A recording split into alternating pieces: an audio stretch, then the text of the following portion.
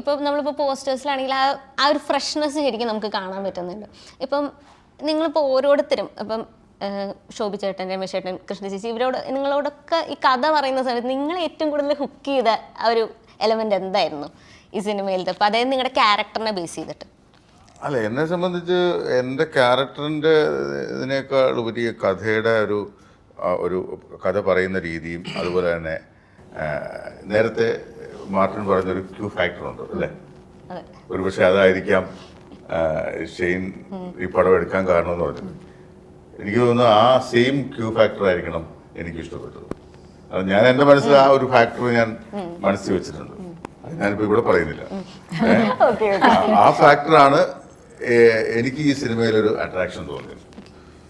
അത് ഞാൻ പിന്നീട് പറയാം, റിലീസ് ആയതിനു ശേഷം.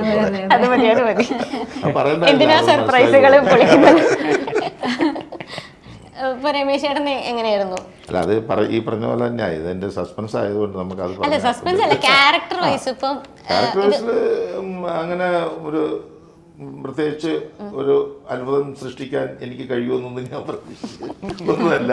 പക്ഷെ ഇത് വർക്കൗട്ട് ആയി വന്നപ്പം ഞാൻ പ്രതീക്ഷിച്ചതുപോലെ അല്ലല്ലോ ഇതിനകത്ത് എൻ്റെ കഥാപാത്രം വരുന്നത് എന്നൊരു ഇത് കിട്ടി.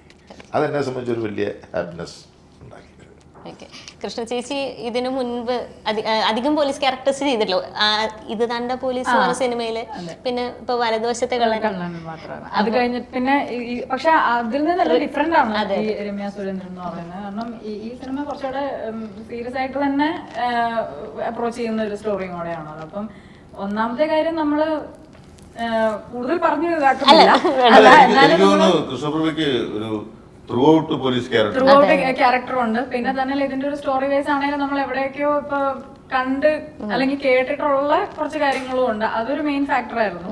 പിന്നെ ഈ ടീം ഒരു ഞാൻ എപ്പോഴും ഞാൻ ഇതിന് മുൻപും പറഞ്ഞിട്ടുണ്ട്, നമ്മളൊരു ടീമില് മാക്സിമം നമ്മളിപ്പോഴുള്ള ആർട്ടിസ്റ്റുകളെ ഉൾപ്പെടുത്താൻ ശ്രമിക്കുന്ന ഒരു ടീമും കൂടിയാണ്. അപ്പൊ എന്തായാലും ചെയ്യുന്നുള്ള കാര്യത്തിൽ ഉറപ്പായിരുന്നു.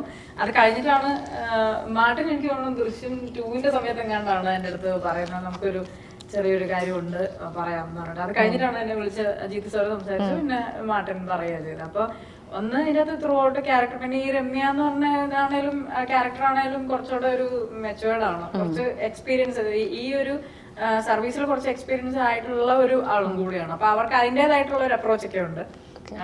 അതൊരു മെയിൻ ഘടകമായിരുന്നു.